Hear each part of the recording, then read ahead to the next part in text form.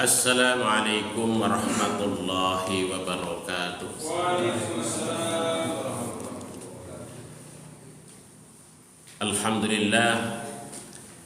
Alhamdulillahilladzi arsadana ila siratim mustaqim wa hadana ila dinil qayyim.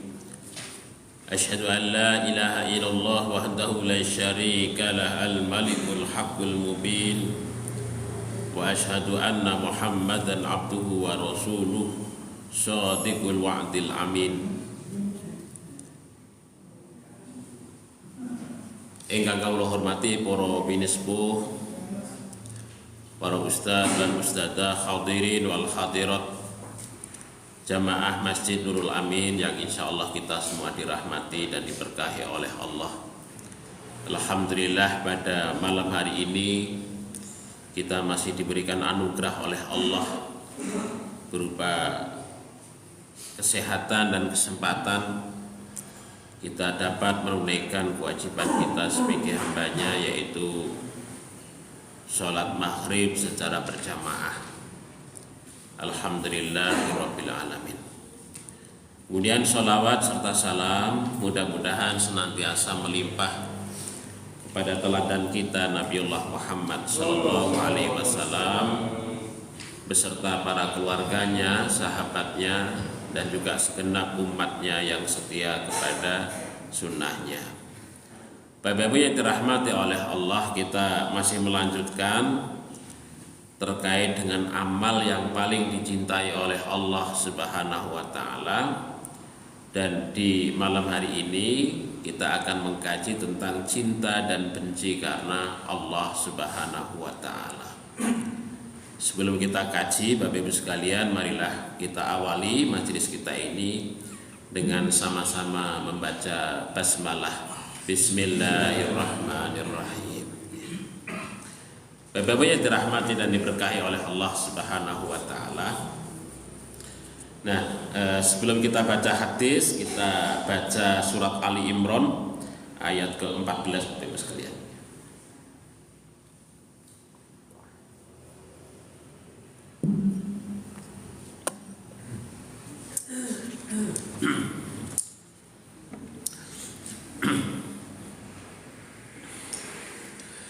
A'udzu billahi minasy syaithanir rajim.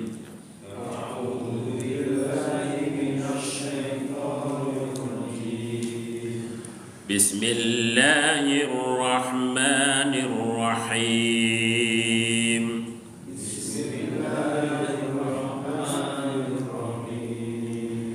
Zuyyina lin-nasi hubbus shahawati minan nisa'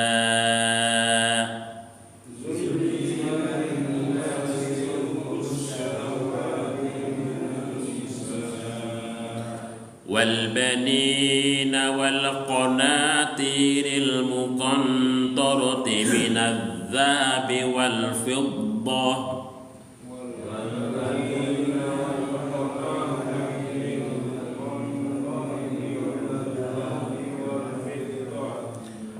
والخيل المسومة والأنعام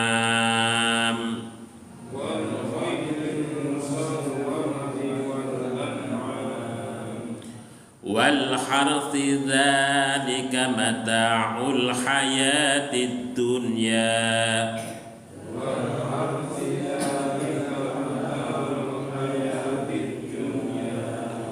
والله عنده حسن المآب.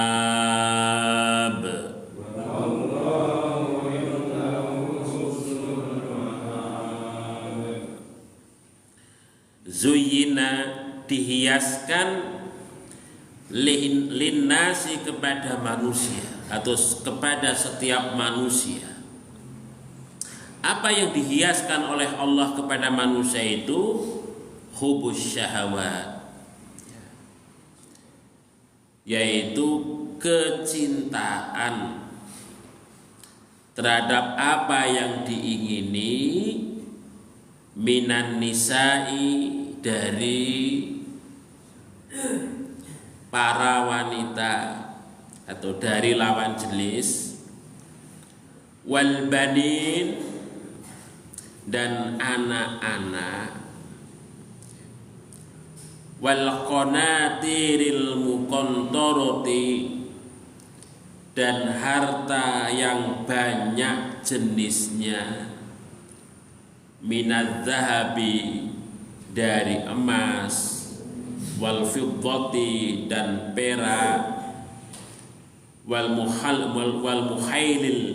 khailil musawwamati dan kuda pilihan, wal an'am dan binatang-binatang ternak, wal harsi dan sawah ladang. Zalika yang demikian itu mata'ul hayatid dunya adalah kesenangan hidup dunia. Wallahu dan Allah itu indahu sesungguhnya di sisinya adalah husnul ma'ab, tempat sebaik-baik tempat kembali. Bapak Ibu yang dirahmati oleh Allah. Jadi ayat ini itu berbicara terkait dengan kudrah manusia, yaitu apa? Memiliki rasa cinta, kecenderungan. Cinta itu maknanya adalah al-mailu ila syai', kecenderungan kepada sesuatu. Mailul qalbi ila syai' atau kecenderungan hati kepada sesuatu, yang kemudian hati itu terpaut kepada sesuatu tersebut. Nah ini setiap makhluk hidup diberikan kecenderungan-kecenderungan itu, termasuk kita sebagai manusia. Allah Subhanahu wa ta'ala menganugerahkan itu kepada kita semua sebagai manusia. Maka kemudian hubbun di dalam ayat ini dikaitkan dengan syahwat, keinginan. Cinta dikaitkan dengan keinginan. Karena kecintaan seseorang pasti ada keinginan, ada syahwat di sana, keinginan, ada syahwat. Baik dalam konteks hubungan keluarga, dalam hal ini pasangan hidup, anak-anak ataupun harta benda. Ini di dalam ayat ini disebut 3 hal itu, yaitu pasangan hidup, anak-anak ataupun keturunan, dan harta benda. Nah, ini kecenderungan manusia itu sudah dihiaskan sedemikian rupa oleh Allah Subhanahu. Ini adalah merupakan satu takdir, satu ketetapan yang setiap manusia itu pasti ada. Nah, begitu. Nah, makanya di dalam hadis Nabi yang diriwayatkan oleh sahabat Abu Dzar Al-Ghifari, Rasul Shallallahu Alaihi Wasallam itu menyatakan, ahabbul a'mali ilallah, amal yang paling dicintai, yang paling disenangi oleh Allah itu apa? Al-hubbu fillah, cinta karena Allah, wal bughdu fillah, dan benci karena Allah. Karena cinta dan benci itu adalah 2 karakter, 2 kecenderungan hati yang dimiliki oleh manusia. Kalau manusia itu enggak cinta, ya pasti benci. Ada 2 hal itu di dalam hati manusia. Kalau dia itu tidak cenderung, berarti dia akan ingkar. Nah, itu ada 2 hal itu yang saling bertolak belakang di dalam hati manusia. Makanya di dalam syariat dituntunkan bahwa kecintaan manusia itu akan disenangi oleh Allah, akan dicintai oleh Allah ketika kecintaan manusia itu memang betul-betul karena Allah, bukan semata-mata syahwat. Ya. Di dalam surat Ali Imran, bukan semata-mata karena syahwat, sekedar keinginan semata, tetapi tidak dilandasi dengan motivasi karena Allah. Tetapi syahwat yang disukai oleh Allah, dicintai oleh Allah itu syahwat yang dilandasi karena faktor kecintaan dia sebagai makhluk kepada Allah Subhanahu wa ta'ala. Nah, ini hadis yang diriwayatkan oleh sahabat Abu Dar Al-Ghifari itu mempertegas dari surat Ali Imran itu. Kalau dalam surat Ali Imran sekedar diungkapkan hubus syahwat, itu pasti dimiliki oleh setiap makhluk, bukan sekedar manusia saja, bahkan hewan pun juga sama, memiliki kecenderungan yang sama kepada lawan jenis, cinta kepada anak-anak, keturunan, harta. Mereka mengumpulkan apa saja ya untuk dijadikan sebagai makanan, sebagai bentuk harta, disimpan di mana saja dan sebagainya.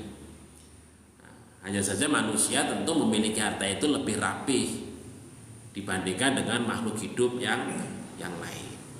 Manusia memiliki harta tentu lebih lama. Kalau makhluk hidup yang lain mungkin punya harta disimpan hanya sehari, 2 hari, seminggu, 1 bulan, 1 musim. Nah begitu. Tapi manusia memiliki harta bisa digunakan sampai 7 turunan. Kadang-kadang begitu. Disimpan untuk 7 turunan. Nah ini menurut orang-orang begitu, saking kayanya orang tersebut. Nah di sini yang membedakan kecintaan manusia dengan makhluk hidup yang lain, atau yang membedakan kecintaan orang yang memiliki iman dengan orang yang tidak memiliki iman, itu tentu beda. Kecintaan orang yang memiliki iman adalah kecintaannya di samping juga karena faktor keinginan, tapi keinginan itu dilandaskan kepada apa yang dikehendaki oleh Allah Subhanahu wa ta'ala. Inilah pembedanya, ya, pembeda antara kecintaan orang yang beriman, yang itu kemudian menjadi amal yang paling disenangi, yang paling disukai oleh Allah Subhanahu wa ta'ala, dengan kecintaan yang dimiliki oleh manusia pada umumnya atau makhluk hidup pada umumnya. Karena kecintaan pada manusia yang tidak beriman ataupun makhluk hidup yang lainnya itu tidak dikaitkan dengan keimanan dia kepada Allah. Tidak ada kaitannya dengan keimanan dia kepada Allah. Sementara orang yang beriman, kecintaan dia kepada sesuatu itu pasti dilandaskan ya, kepada apa yang menjadi iman dia kepada Allah Subhanahu wa ta'ala. Nah inilah Bapak Ibu sekalian, kalau kita melihat di dalam ayat ini begitu. Bapak Ibu yang dirahmati dan diberkahi oleh Allah Subhanahu wa ta'ala. Dan kalau kita baca di dalam Al-Quran ataupun hadis Bapak Ibu sekalian, ini saya kumpulkan ada bentuk-bentuk kecintaan manusia itu, terutama orang yang beriman itu adalah paling tidak ada 6. Yang pertama adalah kecintaan kepada Allah, kecintaan kepada Tuhan. Manusia ditanamkan rasa berketuhanan itu. Manusia ditanamkan rasa berketuhanan di mana manusia itu mencari Tuhan dengan berbagai agama yang ada di dunia ini. Hanya saja manusia itu kadang-kadang ada yang salah. Cintanya kepada Tuhan itu salah, karena dianggap sebagai Tuhan ternyata bukan Tuhan. Nah begitu. Jadi kecintaan dia kepada Tuhan Mencari Tuhan dalam wujud keyakinan, kepercayaan, agama-agama di dunia itu sebagai wujud ekspresi manusia, kecintaan dia kepada Tuhan yang maha tinggi itu tadi. Tetapi dalam konteks, dalam pandangan syariat, tidak setiap orang yang manusia itu mengekspresikan kecintaan dia kepada Tuhan itu kemudian mendapatkan nilai di sisi Allah karena salah alamat. Karena salah alamat. Alamatnya salah atau alamat palsu, memperoleh alamat palsu. Keliru. Yang dianggap Tuhan ternyata bukan sebagai Tuhan. Walaupun mereka itu dalam setiap harinya memuja-muja yang dianggap Tuhan oleh dia, ingin mendapatkan kecintaan dari Tuhan, tetapi dia tidak mendapatkan apa-apa, bahkan mendapatkan al-bughdu, kemurkaan dari Allah Subhanahu wa ta'ala. Karena apa? Karena dia menjadikan Tuhan selain Allah Subhanahu wa ta'ala di dalam hidupnya. Makanya Bapak Ibu sekalian, kalau kita baca umpamanya di dalam surat Al-Baqarah, wa minan nasi may yattakhidhu min dunillah, wa minan nas, dan di antara manusia itu ada may yattakhidhu, orang yang mengambil, menjadikan min dunillahi, selain Allah, apa? Ada berhala-berhala. Jadi di antara kita sebagai manusia itu ada orang yang menjadikan Tuhan selain Allah, yaitu berhala-berhala mereka sembah, mereka puja-puja, mereka berikan sesaji ini itu, persembahan ini dan itu, yang sebenarnya manusia itu berkeinginan ingin mendapatkan cinta dari Tuhan. Tetapi ternyata apa yang mereka lakukan itu ternyata keliru, bukan itu yang dianggap sebagai Tuhan. Nah begitu. Yuhibbunahum kahubbillah, mereka itu cinta kepada apa yang mereka anggap sebagai Tuhan itu kahubbillah, seperti kecintaan kepada Allah Subhanahu wa ta'ala. Mereka melakukan kebaktian, melakukan persembahan di setiap waktu umpamanya. Begitu rupa ya, itu wujud kecintaan kepada Tuhan mereka. Tetapi ternyata apa yang mereka lakukan ternyata keliru. Nah ini Bapak Ibu sekalian, maka di sini penting bagi kita, kecintaan kepada Allah itu harus dibarengi dengan pengetahuan tentang syariat ya, terkait dengan keimanan kita kepada Allah Subhanahu wa ta'ala, sehingga kemudian keimanan kita kepada Allah itu, kecintaan kita kepada Allah itu benar. Jangan sampai kok kemudian kecintaan kita itu keliru kepada sesuatu yang bukan Allah. Nah ini. Walladzina amanu asyaddu hubban lillah, dan orang-orang yang beriman itu asyaddu hubban lillah, adalah orang yang sangat cintanya kepada Allah Subhanahu wa ta'ala. Ini memberikan perbandingan Bapak Ibu sekalian. Orang-orang musyrik mereka cinta betul dengan Tuhan mereka. Orang-orang beriman juga sama. Orang-orang beriman juga cinta kepada Allah Subhanahu wa ta'ala. Tetapi orang-orang musyrik itu tadi, karena mendapatkan alamat palsu itu tadi, atau cinta yang tidak benar, yang keliru cintanya, cinta dia yang ditujukan itu salah itu. Sehingga kemudian walaupun kecintaan mereka yang kepada Tuhan, yang mereka anggap Tuhan itu begitu rupa, maka itu tidak mendapatkan kecintaan dari Allah bahkan mendapatkan al-bughdu, ya, kemarahan, azab dari Allah Subhanahu wa taala. Bapak Ibu yang dirahmati oleh Allah Subhanahu. Ini kecintaan manusia ya pada umumnya itu kepada Tuhan. Nah ini. Makanya kalau kita lihat dalam konteks sejarah Bapak Ibu sekalian, maka kita tengok di mana saja itu tempat-tempat persembahan manusia kepada Tuhan. Dalam konteks agama-agama kebudayaan ataupun agama-agama wahyu itu. Ya. Dari Asia, dari Amerika, dari Eropa, itu semua rata-rata peradaban-peradaban yang masih ada itu adalah peradaban-peradaban tempat-tempat peribadatan. Itu yang menunjukkan bahwa kecintaan manusia kepada Tuhan itu begitu rupa. Tetapi itu tadi sekali lagi bahwa ya ada manusia yang keliru itu terus karena salah alamat, keliru, sehingga kemudian kecintaannya kepada Tuhan itu kemudian malah justru mendatangkan kemurkaan, kemarahan dari Tuhan, dari Allah Subhanahu wa taala karena salah. Kemudian yang kedua adalah kecintaan kepada Rasulullah, kepada uswah. Rasulullah sebagai manusia yang diutus, sebagai teladan, uswah.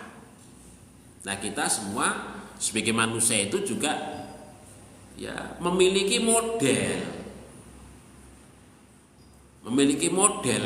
dalam kehidupan itu. Ada yang bintang film dijadikan model, ada yang pemain sepak bola yang dijadikan model, ada yang pemain voli yang dijadikan model, ada yang ahli teknologi yang dijadikan model dalam hidupnya dan seterusnya. Nah ini ya karena memang manusia itu pada umumnya ingin mendapatkan inspirasi, motivasi dari tokoh yang bersangkutan. Ya kalau model yang dijadikan motivasi itu adalah orang yang baik, ya masih beruntunglah orang yang bersangkutan sehingga kemudian akan termotivasi kepada hal-hal yang baik. Tapi masalahnya kalau menjadikan kita menjadikan manusia itu sebagai model kehidupan kita, boleh jadi manusia yang bersangkutan itu suatu ketika jatuh kepada perbuatan jahat, maksiat, yang akhirnya apa? Kita kecewa. Karena apa? Karena tokoh yang kita jadikan panutan ternyata tidak bisa menjadi panutan. Maka di sini Allah Subhanahu wa taala mengutus para nabi dan para rasul itu untuk bisa dijadikan sebagai model. Karena nabi dan para rasul itu adalah orang yang terpelihara, dipelihara oleh Allah. Orang yang maksum, yang dipelihara oleh Allah, terpelihara dari perbuatan maksiat, dari perbuatan jahat, dari perbuatan zalim dan seterusnya. Sehingga kemudian kalau itu dijadikan sebagai model, sebagai contoh, itu adalah merupakan ya model yang paripurna, yang sangat bagus bagi kita sebagai manusia. Nah, ini. Maka di sini Bapak Ibu sekalian, Kanjeng Nabi Muhammad SAW itu diutus oleh Allah itu menjadi model dalam kehidupan kita, baik dalam kehidupan yang sifatnya private, individual, ataupun kehidupan yang sifatnya publik, kehidupan sosial. Lengkap. Bagaimana Nabi mengurus rumah tangga, bagaimana Nabi mendidik anak-anak, bagaimana Nabi itu sebagai seorang pendidik, bagaimana Nabi itu sebagai seorang komandan militer, kepala negara, bagaimana Nabi itu sebagai ketika menghakimi, memutus suatu perkara dan sebagainya. Lengkap. Ini bisa dijadikan sebagai suri tauladan dalam kehidupan kita. Karena apa? Mendapatkan bimbingan langsung dari Allah Subhanahu wa taala. Makanya kemudian kecenderungan manusia di dalam syariat digiring. Ya kita senang kepada seseorang itu boleh saja, tapi ingat manusia itu punya kelemahan. Maka kemudian yang kita jadikan model dalam kehidupan kita tentu adalah manusia yang paripurna itu tadi. Siapa? Yo nabi atau para nabi. para rasul yang diutus oleh Allah kepada kita semua. Itu sebagai modelnya, bukan yang lain-lain. Bapak Ibu yang dirahmati dan diberkahi oleh Allah. Makanya di dalam ayat Al-Quran surat Ali Imran ayat 31 namanya Allah Subhanahu wa taala menyatakan qul in kuntum tuhibbunallah. Qul, katakanlah, sampaikanlah wahai Nabi, in kuntum, sekiranya kalian semua wahai orang yang beriman, tuhibbunallah, kalian itu cinta kepada Allah, fattabi'uni, maka ikutilah aku. Maksudnya ikutilah kanjeng Nabi Muhammad. Kemudian yuhibbukumullah, niscaya Allah itu akan mencintai kalian ketika kalian mengikuti aku. Maksudnya di dalam menjalankan keyakinan, dalam berkeyakinan, berakidah, beribadah, berakhlak, ya. Maka yuhibbukumullah, maka Allah akan mencintai kalian. Tidak sekedar itu, yaghfir lakum dzunubakum, Allah akan mengampuni dosa-dosa kalian. Ya karena apa? Kanjeng Nabi Muhammad memang seorang manusia yang sengaja diutus oleh Allah untuk membawa risalah, sekaligus menjadi teladan bagaimana risalah itu dijalankan, baik dalam konteks berkeyakinan, berakidah ataupun beretikad, ataupun dalam kita beribadah kepada Allah, atau dalam kita bermuamalah dengan sesama umat manusia. Nah, semua syariat yang diturunkan oleh Allah kepada Nabi itu, Nabi menjadi modelnya, menjadi teladannya bagaimana kita bisa mengamalkan syariat itu di dalam kehidupan kita sebagai manusia. Maka di sini kecintaan kita kepada model, maka Nabi inilah yang menjadi model kita, bukan yang lain. Nah, begitu. Bukan yang lain. Ya kita senang cinta kepada yang lain sebagai manusia, ya biasa saja. Kecintaan kita, ya kecintaan kita sebagai sesama orang-orang mukmin.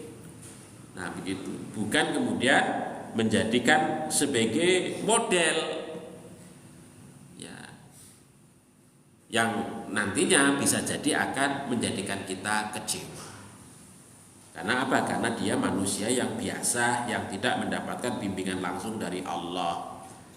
Pasti suatu ketika akan, ya manusia itu nggak ngerti, jatuh berbuat dosa. Begitu contoh namanya, wah Pak Kiai kayak hebat di dalam ngamal kayak aku. Ternyata suatu ketika jatuh karena perbuatan moralitasnya. Akhirnya apa? Wah Kiai, diambut Kiai kok moralnya elek, yo dengan sing kleru, menjadikan orang yang bersangkutan sebagai model. Nah begitu. Maka di sini yang kita jadikan model adalah Kanjeng Nabi. Insya Allah kita tidak akan pernah kecewa. Tapi kalau kemudian menjadikan selain Kanjeng Nabi, biasanya akan banyak kecewanya. Nah begitu. Karena apa? Karena ya manusia, kita tidak langsung dibimbing oleh Allah. Nah, begitu. Nah, begitu Bapak Ibu sekalian yang dirahmati oleh Allah Subhanahu. Kemudian yang ketiga adalah kecintaan kepada sesama mukmin. Nah, ini gimana Bapak? Sesama manusia, sesama mukmin. Umpamanya di dalam surat Al-Hujurat disebutkan innamal mu'minuna ikhwah. Sesungguhnya orang-orang bermukmin itu saudara. Di dalam hadis Nabi yang diriwayatkan oleh Imam Bukhari disebutkan la yu'minu ahadukum hatta yuhibba li akhi ma yuhibbu li nafsi. Dikatakan, diungkapkan, tidak dikatakan sebagai orang itu sempurna imannya hatta yuhibba, sampai dia itu mencintai li akhihi, saudaranya, ma yuhibbu li nafsi, sebagaimana ia mencintai dirinya sendiri. Jadi kecintaan kita kepada sesama itu juga akan mendatangkan kecintaan Allah Subhanahu wa taala kepada kita, yaitu ketika kita itu memang betul-betul mencintai sesama kita sebagai orang-orang beriman, sebagai orang-orang mukmin. Dan kecintaan kita bukan motivasinya adalah bukan motivasi duniawi, tetapi motivasi kita adalah motivasi karena ridho Allah. Motivasi kita adalah karena pahala dari Allah Subhanahu wa taala. Nah, ini cinta kepada sesama orang-orang mukmin. Kemudian yang keempat, kecintaan kepada keluarga. Yang tadi ayat yang tadi yang kita baca itu, ya, suami, istri, anak-anak itu menjadi bagian daripada kehidupan keluarga. Ya, kecenderungan kita untuk senang, ya, kepada pasangan hidup kita, kepada anak-anak kita. Ini memang dituntunkan di dalam syariat, ya, ya, diatur sedemikian rupa oleh syariat supaya apa? Supaya kecintaan kita kepada keluarga itu akan mendatangkan rahmat, mendatangkan barokah, ya, mendatangkan pahala di sisi Allah Subhanahu wa taala. Nah, ini.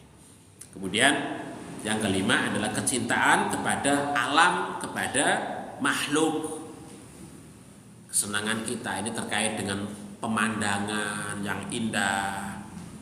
Makanya kalau pada hari liburan ngeten iki Bapak Ibu sekalian, tempat-tempat wisata itu kebak. Ini menunjukkan bahwa manusia itu senang dengan alam. Alam kalau indah itu kok yo dipandang yo enak. Ya itu. Dipandang yo enak.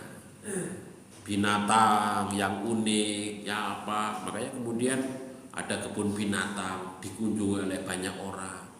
Orang pelihara binatang-binatang yang tertentu.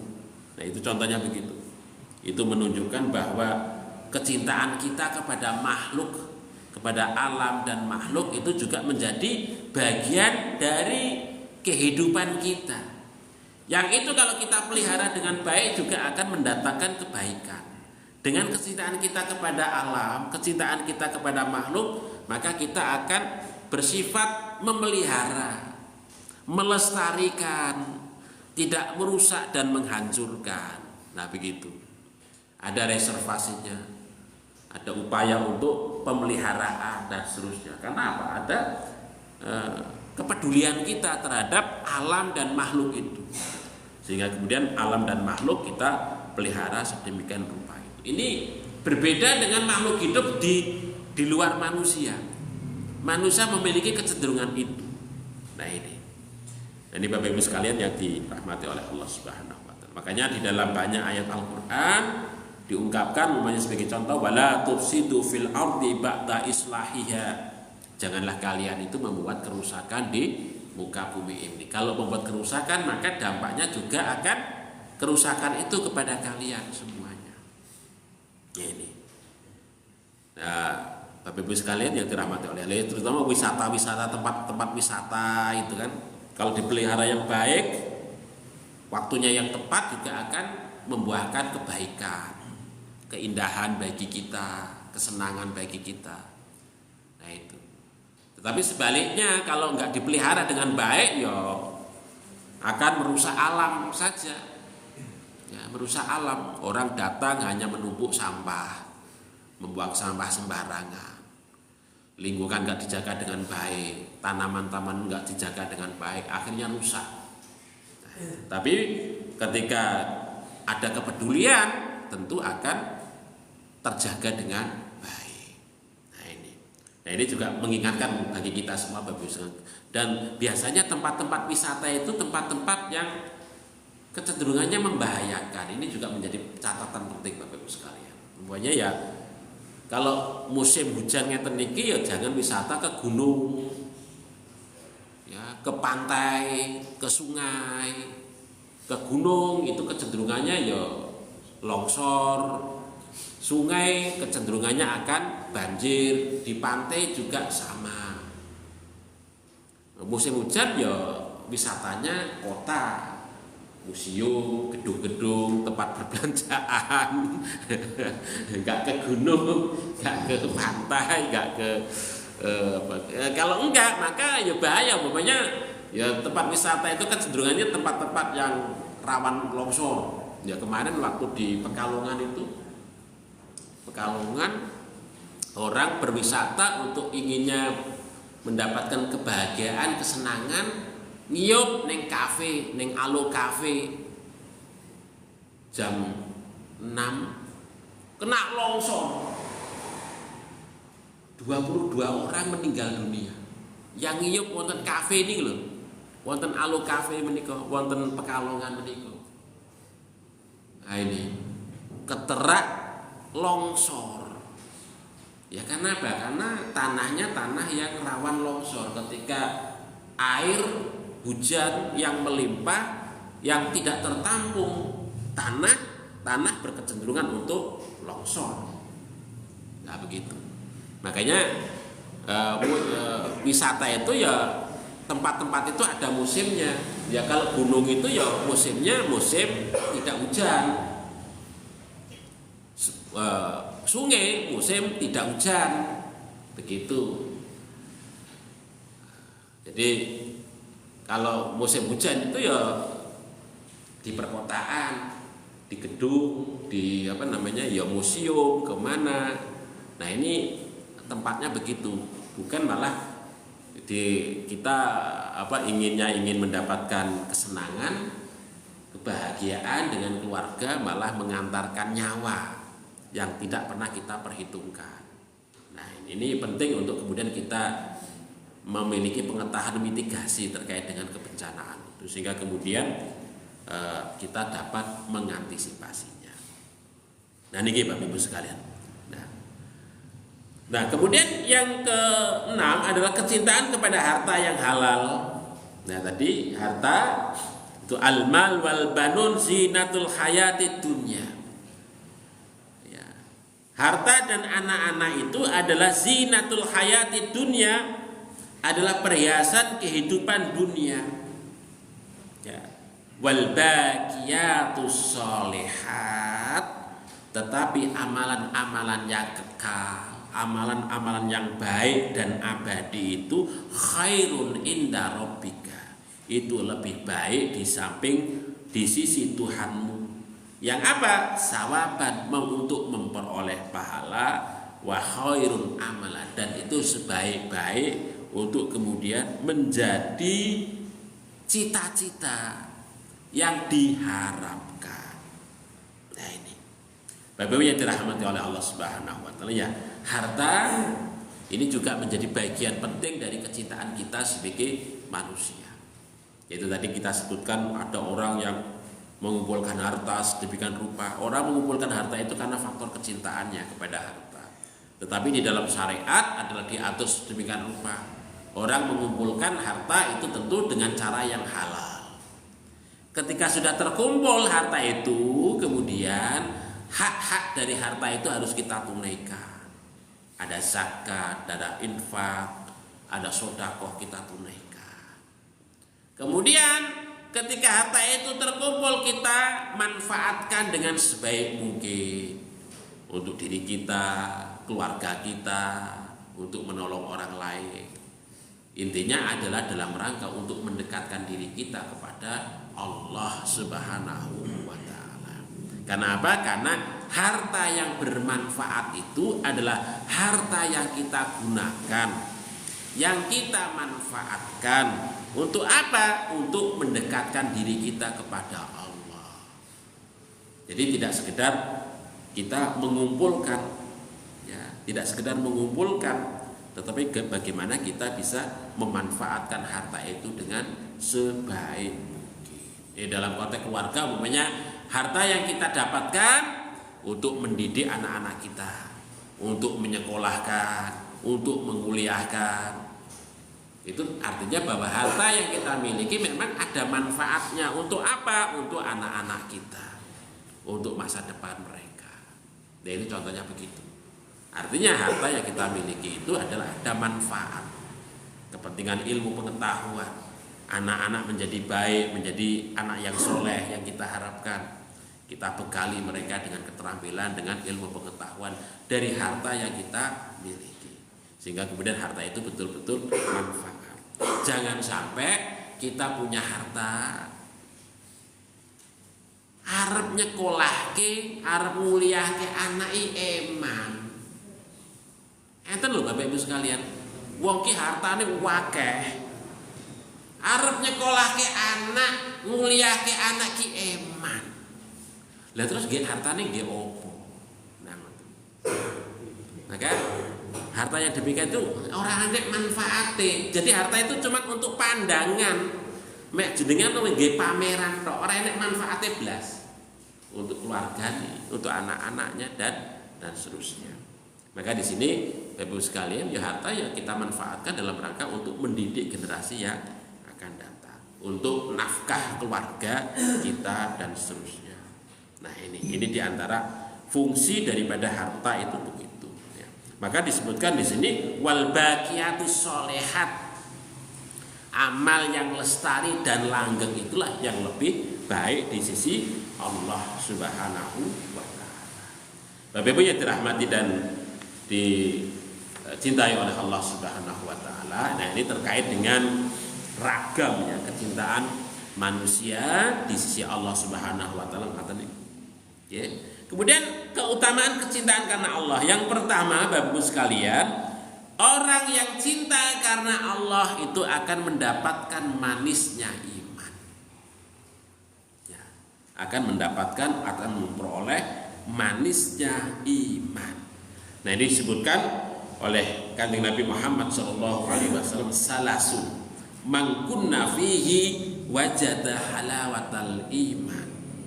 Ada 3 kelompok orang yang dimana ketika ada di dalam orang tersebut dia telah memperoleh manisnya iman. Apa itu? Ayyakunallaha wa rasulahu ahabba ilaihi mimma siwa. Allah dan Rasulnya itu lebih dicintai dari segala sesuatu selain keduanya. Nah ini. Kemudian dia mencintai seseorang karena kecintaan dia kepada Allah. Yang kedua, dan yang ketiga adalah dia benci kepada sesuatu untuk kemudian jatuh kepada kekufuran. Jadi kalau 3 hal itu ada di dalam diri seseorang, berarti dia memperoleh manisnya iman. Jadi Allah dan Rasulnya itu menjadi pokok kecintaan kita kepada pokok kecintaan diri kita. Kemudian yang kedua adalah kita mencintai seseorang, ya, pasangan hidup kita, anak-anak kita, keluarga kita yang lain, sesama manusia dan lain sebagainya adalah karena semata-mata karena Allah Subhanahu wa taala. Berarti kita mendapatkan manisnya iman. Kemudian yang kedua, mendapatkan perlindungan dari Allah. Nah ini Bapak Ibu sekalian, ini keutamaannya. Diceritakan di dalam hadis qudsi, menikah nanti pada saat di yaumul kiamat Allah Subhanahu wa taala berfirman, mengumumkan. Pengumuman Allah itu kata niki Bapak Ibu sekalian, ainal mutahabbuna bijalali, di mana orang-orang yang saling mencintai itu karena faktor kebesaranku. Mereka itu saling mencintai karena faktor diriku, dicari oleh Allah. Al yauma udillukum fi dhilli yauma la dhilla illa dhilli. Pada hari ini kata Allah, udillukum, aku akan memberikan perlindungan kepada mereka fi dhilli, dalam perlindunganku, yauma la dhilla illa dhilli, di mana pada hari tidak ada perlindungan selain daripada perlindunganku kata Allah. Jadi ketika kita saling mencintai sebagai sesama orang-orang mukmin, sebagai orang-orang muslim, atau kita saling mencintai sebagai pasangan hidup, suami istri, kepada anak-anak, dan kecintaan kita itu kita dasarkan karena faktor kecintaan kita kepada Allah, maka nanti kita dicari oleh Allah pada saat di yaumul qiyamah. Dicari oleh Allah. Ainal mutahabbuna ya bijalali. Ainal mutahabbuna bijalali. Kata Allah, di mana orang-orang yang saling mencintai karena faktor kebesaran. Nah ini salah satu keutamaan ya kecintaan kita karena Allah Subhanahu wa taala. Kemudian yang ketiga adalah mendapatkan perwalian dari Allah atau mendapatkan pertolongan dari Allah. Di dalam surat Al-Maidah disebutkan innama waliyukumullahu wa rasuluh. Sesungguhnya wali kalian itu Allah dan Rasulnya. Tempat perlindungan kalian itu Allah dan Rasulnya. Artinya Allah dan Rasul ya, itu sebagai wali-wali kita nanti ya pada saat di yaumul qiyamah. Demikian juga pada saat kita di dunia itu Allah juga sudah menjadi wali kita ya, sebagai wali kita. Dan yang keempat adalah mendapatkan kecintaan dari Allah Subhanahu wa taala. Di sini diungkapkan wajabat mahabbati lil mutahabbin. Maka kata Allah, cintaku wajib diperuntukkan bagi orang-orang yang saling mencintai fi karena aku. Wal mutajallisina fi dan orang-orang yang saling duduk-duduk karenaku. Ngaten niki Bapak Ibu sekalian, kita duduk-duduk ngaten niki karena Allah. Itu wajabat mahabbati kan kata Allah. Orang yang wajib mendapatkan kecintaan Allah. Al-mutazawwirin fi orang-orang yang saling mengunjungi karena apa? Karena kecintaan dia kan kepada Allah. Wal mutabaddalin fi dan orang-orang yang saling memberi, saling menolong, saling memberikan bantuan, saling memberikan pinjaman. Ya, intinya saling menolong lah, saling memberi. Fi karena Allah. Maka dia wajib mendapatkan kecintaan dari Allah Subhanahu wa taala. Bapak Ibu yang dirahmati oleh Allah Subhanahu, kalau kita baca nas-nasnya tadi Bapak luar biasa.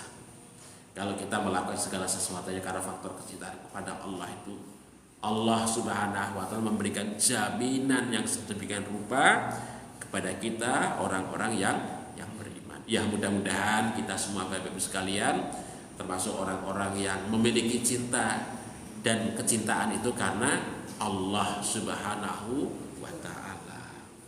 Saya kira begitu Bapak Ibu sekalian yang saya sampaikan. Ada kekhilafan mohon maaf. Marilah kita akhiri majelis kita ini dengan sama-sama membaca doa kifaratul majelis. Subhanakallahumma rabbana wa bihamdika asyhadu an la ilaha illa anta astaghfiruka wa atubu ilaik. Billahi taufiq wal hidayah. Assalamualaikum warahmatullahi wabarakatuh.